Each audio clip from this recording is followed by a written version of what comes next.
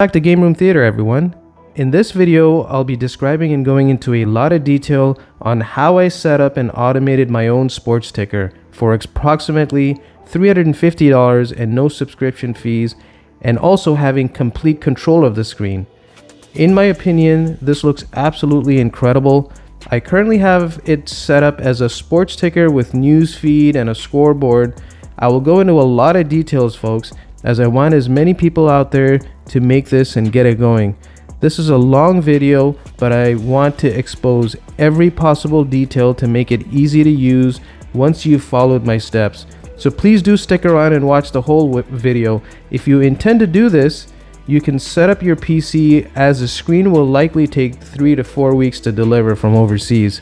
I'll have the links in the description and a short guide there as well. Key here, folks, is to automate, so that there are minimal key or mouse strokes required to get the scoreboard or sports schedule going. For me, simply paying $700 plus with a monthly subscription fee was simply not worth it to have for background ambiance for a game or two that you may watch on the weekends mostly. So if you're running a sports bar, then obviously you go for the more polished and more expensive options. Here I have a screen capture from my phone, which is at the bottom, to demonstrate how easy it is to manipulate the ticker even if you're not near it. It takes seconds to switch to another team that is playing. Okay, so let's get right into it. If you're proficient with computers, this should take no longer than half an hour to set up on the PC side, not including the install on your wall for the screen itself. If you're not, budget approximately 1 to 1.5 hours to follow my steps. First, the key is automation. As I want the masses to try their hand doing this themselves, let me start with a quick demo before you invest way too much time and realize this is not for you. Remember, there are no scripts or software code to run, as you can adjust as you wish. Please note how simple it is to switch between sports and then ultimately teams. If there isn't a game on that you care for, just leave it on the main screen, which is just the schedule for the teams that you've favorited on the ESPN page. I do highly recommend creating a free account to do so on ESPN's page specifically. I'll go through the steps of what I did to automate it. However, in summary, I have a small Windows 10 connected to the screen, which is a 1080 by 360 resolution ultra widescreen format. So guys, please listen to what I have to say next very carefully. I've got it installed with those little L hooks. There's nothing to mount from the backside, but this is a critical piece. You need to have space behind the ticker to have your PC, and not just any cable that's running to it. There's actually a circuit board. So there's my small form factor PC. You can use a PC on a stick, and I'll get into more detail on that shortly here. But as you can see, I made 2 holes behind on the wall. As on the right side, that's how it gets its power, and on the left side, that hole there, that is feeding into that chipboard that actually is for the display itself. So very critical. If you want a clean install of the ticker, you've got to account for some space behind to be able to install your PC and feed the cables through so that you have a clean install. If you're not going to have a clean install, I don't think this may be worthwhile for you to do.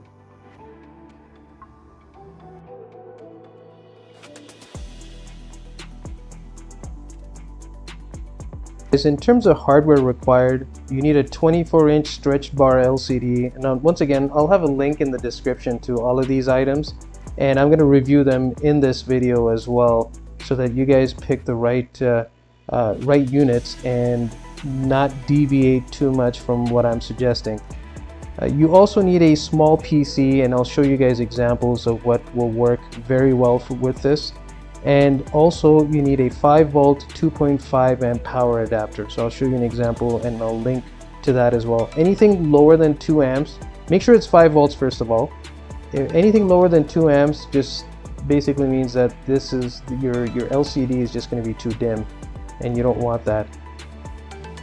So let's go to the website that I ended up going to grab this LCD. So the specific one that I got was from this vendor, Shenzhen Top Electronic Parts. So let's click into that, and you know, they've reduced their pricing recently, and I've been working with this manufacturer a bit to help out with the pricing, but that's kind of where it's at right now. For a 24-inch, it's $200 and about $20 shipping. So $220 total gets you this. Just be careful not to click on the 19-inch. The 19-inch is just way too small. Make sure you have the 24-inch selected. And if you don't choose this particular vendor, and you've got plenty of different options, and keep in mind guys, it also does take a month to come from China.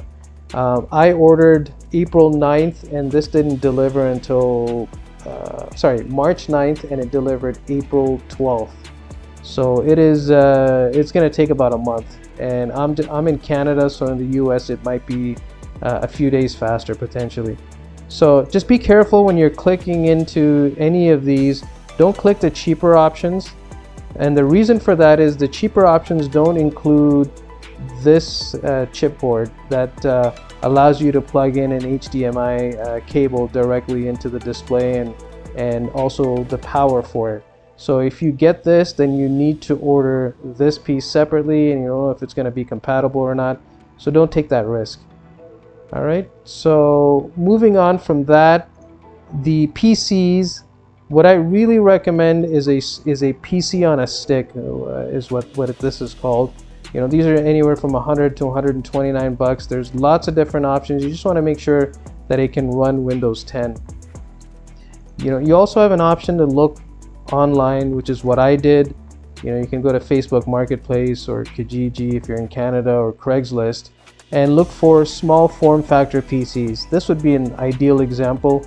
85 bucks. I've seen these as low as $60 to $70 depending on when you're looking and when somebody's selling it.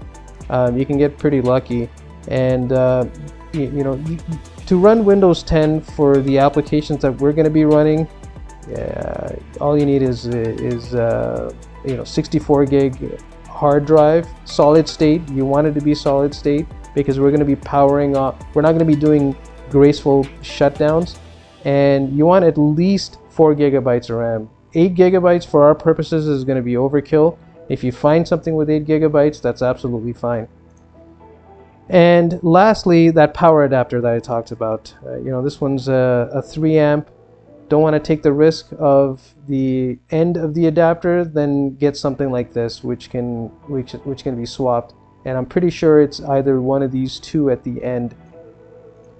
Okay, next, before we talk about any kind of automation steps, let's set up the software that I've found to work really, really well and be completely configured and automated, so that, again guys, the key is you want this to be hands-free as much as possible.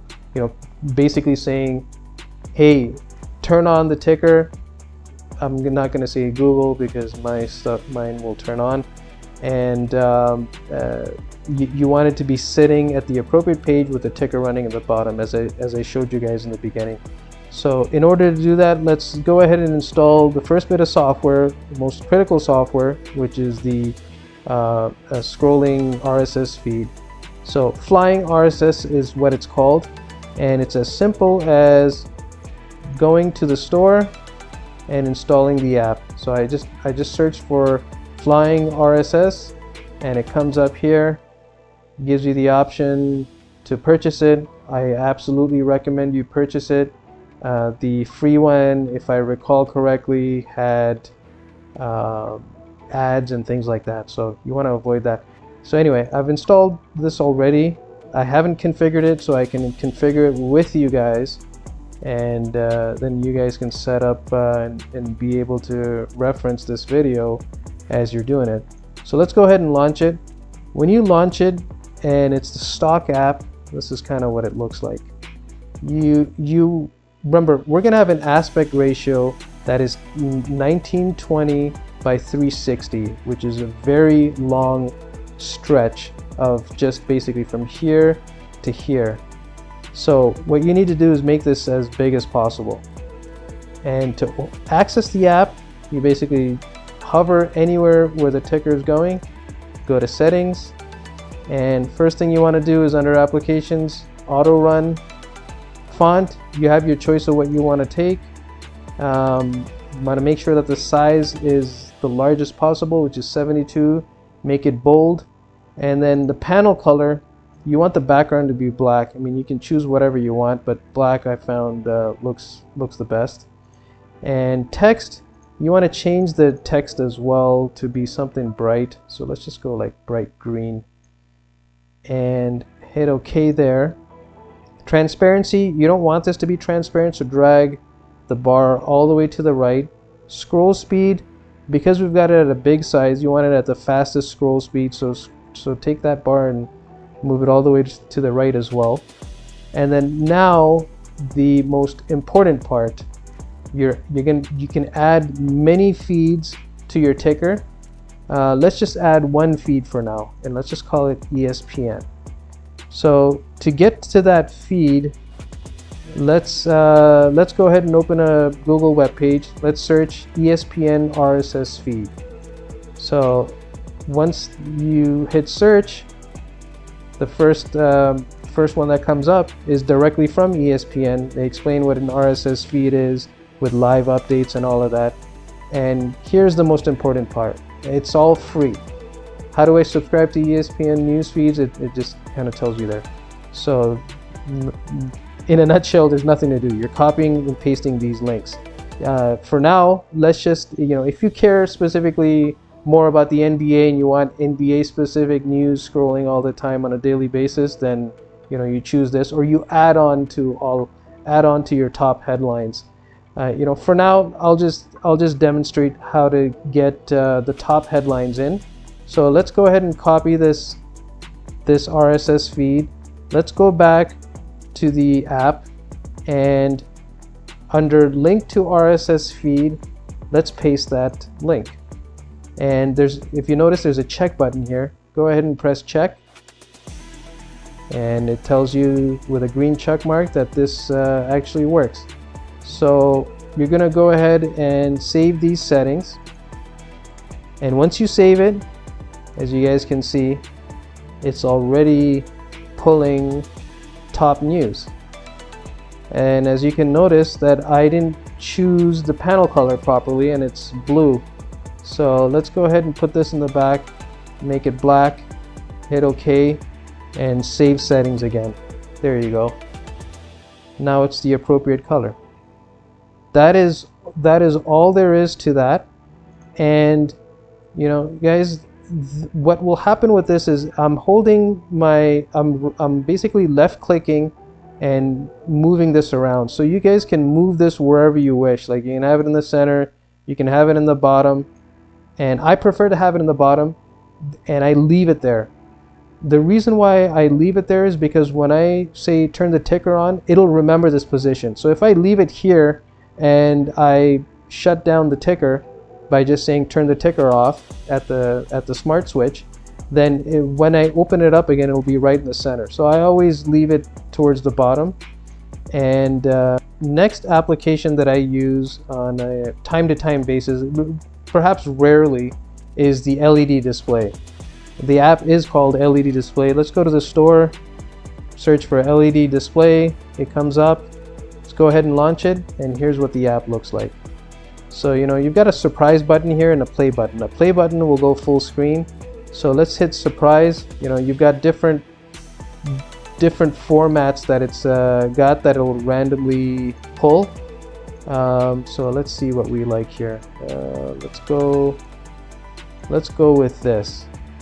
And just for the sake of demonstrating, you can go dot matrix, you can go normal, and you can add your custom message. Hello from Gameroom Theater. Yeah, you can change the font, you can change the colors. I'd suggest it scroll a little bit faster. And then you notice here the play button. The play button just will make it go full screen. And you just hide your mouse on the side and you've got your custom scrolling message. Okay, next let's briefly talk about Chrome Remote Desktop. This is what I primarily use to control my ticker. You've got to install this application on your ticker and whichever device you're using to control it. I primarily, like I said, use my Android phone, and it takes literally seconds to open the app and change to whatever game I want, whatever scoreboard I want to appear on the ESPN website. I don't really touch the ticker. The ticker is scrolling at the bottom as is. I've got several RSS feeds going into that ticker, and I don't really touch it. So anyway, let me just show you guys briefly. I won't dwell on it because the instructions are very detailed. Just Google for remote desktop. I'll put up a link as well, and it'll walk you through the steps. You know, if you're the host PC and you're sharing your screen, or you're trying to access it remotely, you know, all of that. It makes it very, very simple. So let me show you guys. I already downloaded remote desktop here, and I can easily log into my ticker now, and let me just do that now. So you know, the screen is exactly the same on when I connect from my Android device. So as you can see, a very stretched rectangular image. This is exactly the screen that's appearing at the ticker. If I was to go downstairs right now, I'm sitting in my office upstairs, and I'm seeing exactly what's on the screen without the benefit of Chrome Remote Desktop is that it doesn't log you out like Remote Desktop for Windows does. So let's just say we wanna switch and see some other sports that are on at the moment. So you know, UFC fights are going on right now. Let's just see if there's an NBA game going on. And there is Minnesota and Utah. So all I have to do, again, box score, scroll down once, boom, there it is. Okay, you're tired of that game? Now let's go over and see if there's any other game. Well, it is pretty late on Saturday night at the moment, so you know, the games are mostly done. So let me scroll down here. I mean, it'll just show you the final score. Let's just see here. Oh, something's going on here. Okay, Houston and Denver.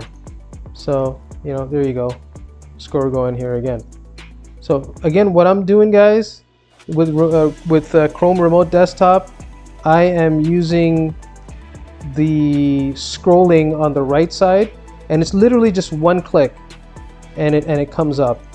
So let's just see if there's any Major League Baseball games going on this late at night, and of course there is. So box score, and scroll down, boom, there it is. So let's go to another team, just as a quick demonstration. Now let's just see if there's any NHL games going on. So as you can see, guys, here's the drop down, and there's a couple of games. Minnesota, okay, and then boom, there you go. So this makes it much simpler, and I don't do anything with the ticker. The ticker is just going, you know, I've parked it there for a reason, and when as I was saying earlier, when I shut down and I restart the PC, it'll always be in the same position. But if I was to hold down my mouse and move it, then it'll stay there the next time you turn the PC on. So I always leave it, you know, just covering at the bottom, just like that. Okay guys, one extra application, somewhat unnecessary if you're going to be running Chrome Remote Desktop, which is what I prefer. Unified Remote, essentially what this program is that it'll allow you to remote control your PC, and basically it sets a portion of your screen as the mouse pad and a portion of the screen as the keyboard, and you can type in from there and control standing in front of it. So I prefer to use Chrome Remote Desktop simply because I can be sitting anywhere and control it, but it is a good backup application to have, and I am running it on my ticker. And once again, guys, I'm not going to go through step by step on how to set up Unified Remote because the creators of the application have done a fantastic job breaking this out, you know, line by line, and hand holding it to a level that I don't think it would be a good use of time on this video. But again, this is a redundant application, and it's I would say it's not necessary to have to successfully control your ticker in a timely.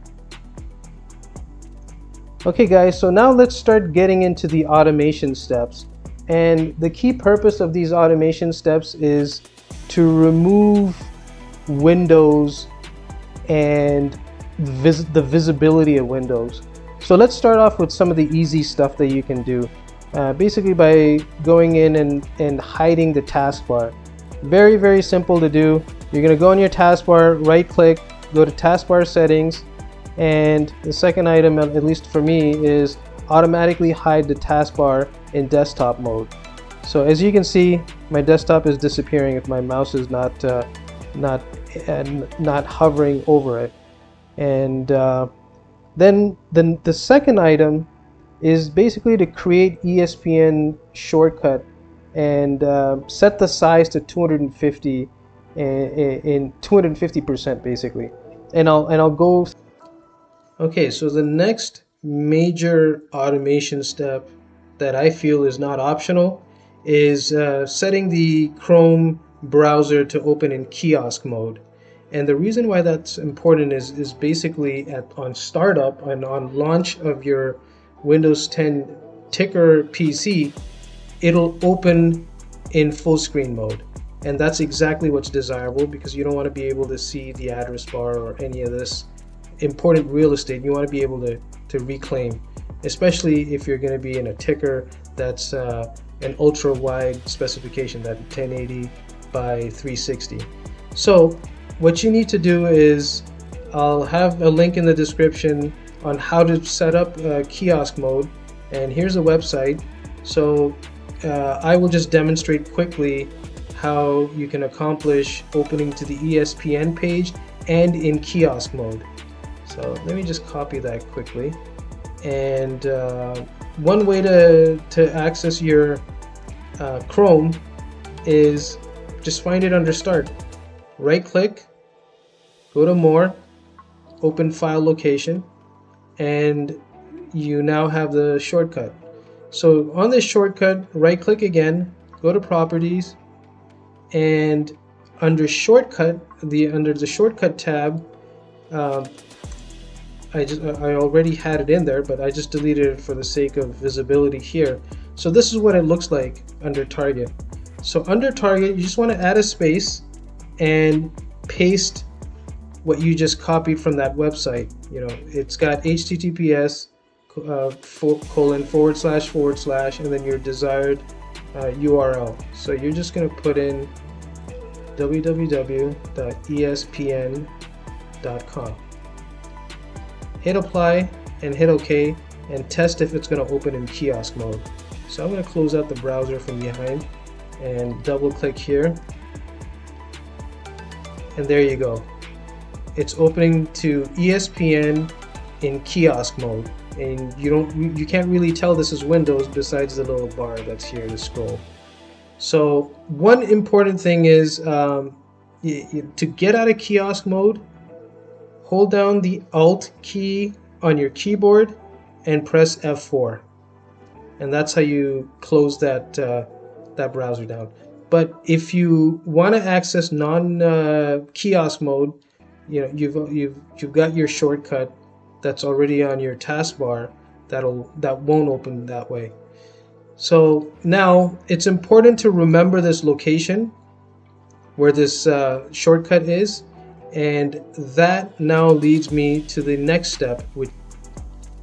Okay, so let's ensure that the kiosk mode version of Chrome launches when you start your PC. And the way you accomplish that is, in the search bar, just type in run and hit enter. And in the box where it says open, type shell:startup, all together, no spaces, and hit OK or enter. So the file explorer opens up, and it's in the startup folder. So anything that you put in this folder that is a shortcut to an application will open when Windows automatically starts. So what I've got here is I copied this shortcut. Right click, copy. There's other ways to copy too, but I'll keep it simple. And under startup, all I simply did was paste that shortcut, specifically that kiosk mode shortcut. So now what's going to happen is when Windows launches, like I said, Chrome in kiosk mode will also launch.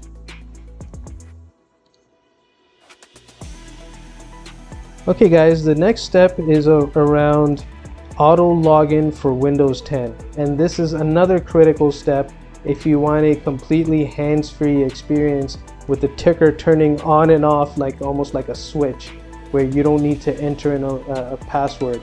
So if you're concerned about security, beyond the scope of this tutorial is setting up on your network like a VLAN and things like that to protect yourself. But honestly, I don't think this is too much of a huge concern if you've got a PC on auto login and you've got some other security measures that you've taken into account.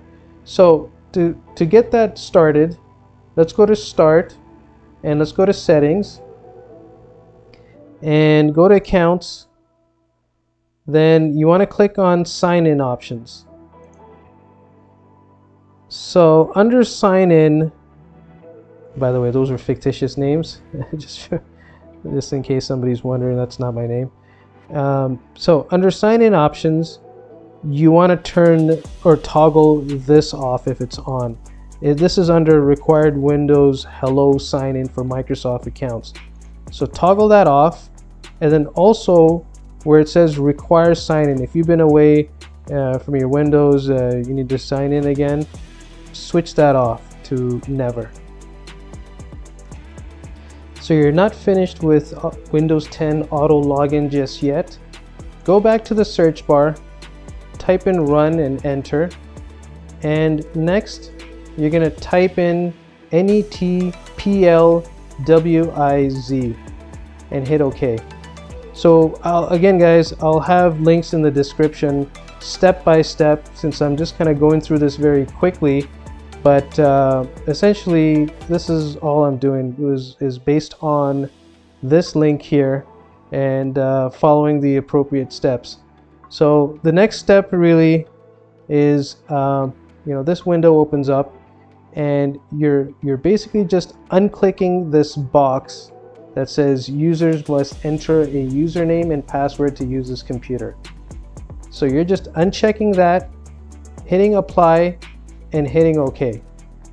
And let's just do that now. So when you do that, it'll ask for your full username and it'll ask for your password and confirm the password, and you hit OK. You'll hit OK again, and it will then log in automatically next time you restart your PC. Okay, next I want to talk about the BIOS settings to allow you to use a smart switch to turn your ticker on and off. So it is very important that once you kill power, for example, and by saying, hey Alexa or Google, turn the ticker on, and you want it to be able to respond to suddenly that power outlet now getting power. You want that PC to turn on. And to ensure that if it does not happen automatically, you've got to go into your BIOS and ensure that the settings are appropriately done. So again, I'll have a link in the description generally speaking on how to do that, because every PC is slightly different.